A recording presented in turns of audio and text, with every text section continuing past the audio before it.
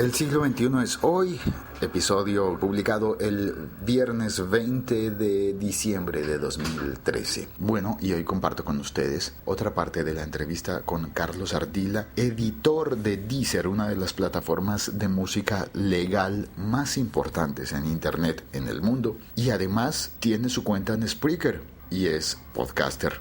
Él nos habla sobre los derechos de autor de las músicas utilizadas en podcast. Sé que va a ser un episodio muy interesante para algunas personas y para otras va a ser súper interesante y además pertinente. Aquí está. Es Carlos Ardila, editor de Deezer y podcastero colombiano de cortesía de lacasa.com.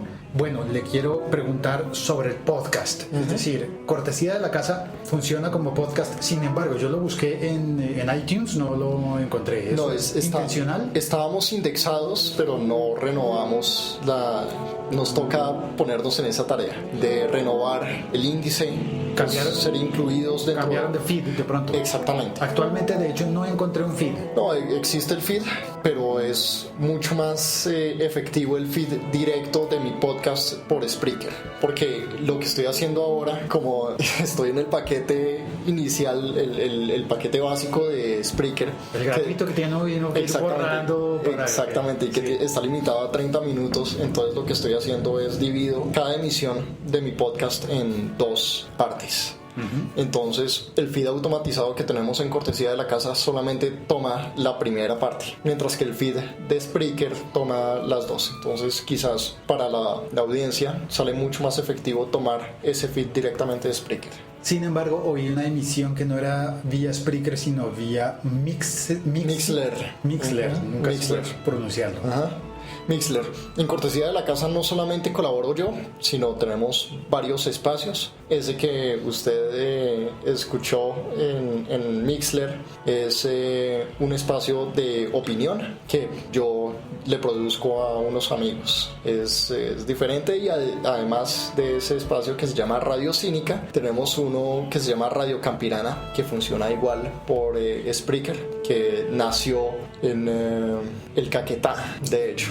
El Caquetá. Sí, ajá. Para los que no son colombianos, cuando a mí me dicen como colombiano, me dicen el Caquetá, yo visualizo lo que los europeos visualizan cuando uno les dice Colombia. Selvático. Es una zona alejada de las grandes ciudades de Colombia. Tiene una ciudad, básicamente solo una, que es Florencia. Así es. Y el resto es zona rural, muy cerca de la Amazonía. Así es. Entonces, desde un corregimiento del Caquetá, un estudiante de medicina que estaba haciendo su práctica rural, que es como un año de servicio obligatorio médico, tomó a varios estudiantes de escuela y los inició en este asunto del podcast.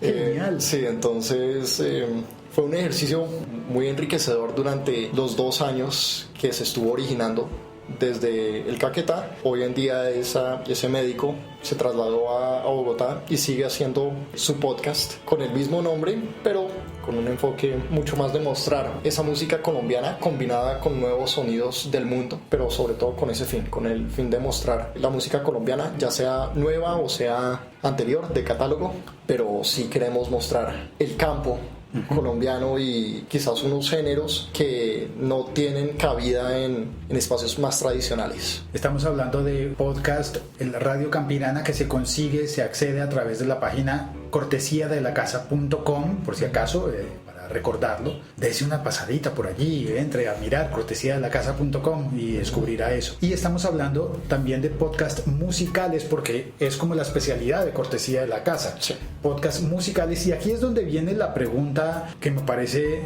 muy oportuna, y es que hace poco oí que Mael TJ en España decía: pero no uséis músicas comerciales porque van a pensar mal de todos los podcasters y algún día van a venir la policía va a perseguir a los podcasters por derechos de autor. Y mire usted, estoy hablando con una persona que lleva un podcast importante en Colombia de música y a la vez es editor de Deezer para la región andina, es decir, ¿para cuántos países? 5 países. 5 países. Colombia, Venezuela, Ecuador, Perú y Bolivia. Perú y Bolivia. Son los 5 países liberados por Simón Bolívar. Y bueno, ¿cómo funciona entonces eso legal? Tiene razón Mael TJ, bueno, yo estoy exagerando un poco, Mael se va a enojar. Lo de la policía día me lo inventé yo, pero en algún momento corremos riesgo de que alguien nos pase una reclamación de derechos por utilizar músicas comerciales en los podcasts. Bueno, creo que llegue hasta ese punto. Yo, antes de estar como sano a nivel legal y pedir autorización para... O nada más poner música de la cual tengo autorización para poner en el podcast. ¿Vale decir Creative Commons? No, algunas Creative Commons, pero otras me las mandan de agencias de promoción. Me las mandan con ese fin, con el fin de mostrarlas. Pero obviamente pues no son bandas reconocidas o algo por el estilo. Músicas independientes que el mismo autor envía y autoriza. Exactamente, sí, a través de una agencia de promoción. En ese caso yo necesito tener un soporte físico, una carta que diga que tengo los derechos. Sí, pero lo envían con el mail. Dentro del correo electrónico mandan un disclaimer que dice que esta canción puede ser utilizada para tales y tales y tales fines.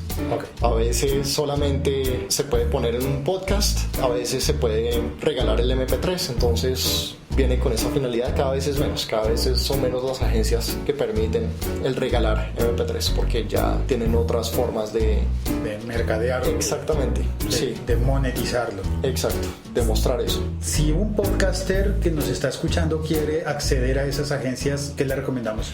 Hacer mucha investigación y... ¿No hay un sitio donde buscar donde diga encuentro músicas independientes? Lamentablemente no, lamentablemente todavía sí hace falta como alinearse en eso. Tener los contactos suficientes. Pero no está, pues es buscar agencias de promoción musical. Hay unas muy grandes, se me viene a la cabeza una que se llama Planetary PR. ¿Cómo se escribe eso? Planetary, con Y, como en inglés, PR.com. Okay.